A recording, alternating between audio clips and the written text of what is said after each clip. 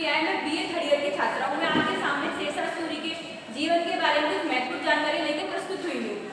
आइए शेषा सूरी के बारे में जानकारी प्राप्त। शेषा सूरी जो थे इन्हें मध्यकाल में शेर राजा के नाम से जाना जाता है। इनका जो शासन काल था वो 1486 से लेकर 1545 तक था। अब इनके प्रारंभिक जीवन के बारे में कुछ जानकारी प्राप्त करते हैं।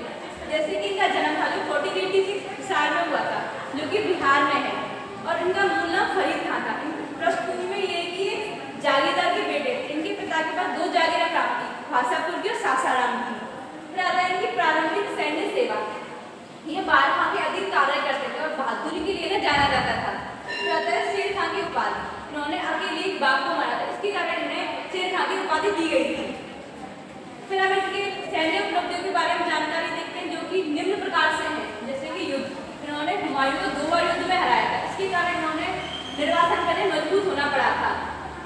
साम्राज्य का विस्तार, जैसे बिहार, बंगाल, मालवा और राजस्थान के कुछ हिस्सों में इन्होंने अपने साम्राज्य का विस्तार किया था। फिर आता है गुलिहार युद्ध का उपयोग। मोबाइल युद्ध में महारत हासिल की थी और मुगलों के अधीन इन्होंने इसका महत्वपूर्ण रूप से इसका इस्तेमाल किया गया था। इनका रोहतास किले की किलेबंदी, अपने क्षेत्र की सुरक्षा के लिए इन्होंने प्रमुख जो रचनात्मक जो पद थे उन पर इन्होंने नियुक्ति की थी। फिर आता है प्रशासनिक सुधार, जैसे कि भूमि राजस्व प्रणाली। जो भूमि थी वह सर्वेक्षण के आधार पर राजस्व संग्रह के लिए थी, जिसके लिए इन्होंने जिसे जब्त प्रणाली के नाम से जाना जाता है।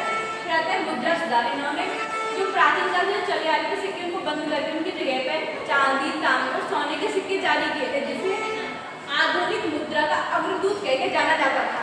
फिर आता है कुशल नौकरशाही। जन्म सिद्धि अधिकार के बजाय योग्यता के आधार पर इन्होंने सैनिकों की नियुक्ति की थी और एक केंद्रीकृत शासन प्रणाली की स्थापना की थी। फिर हम इनके बुनियादी ढांचे के विकास के बारे में जानकारी देखते हैं। जैसे कि इन्होंने ग्रांड ट्रंक को जीवी रोड के नाम से भी जानते हैं, जो इन्होंने तीव्र गति के लिए प्रारंभ की थी, जो व्यापार में जिससे लाभ हो सके, ये पेशावर से लेकर बंगाल तक थी। फिर आता है डाक प्रणाली। पूरे साम्राज्य में तीव्र संचालन के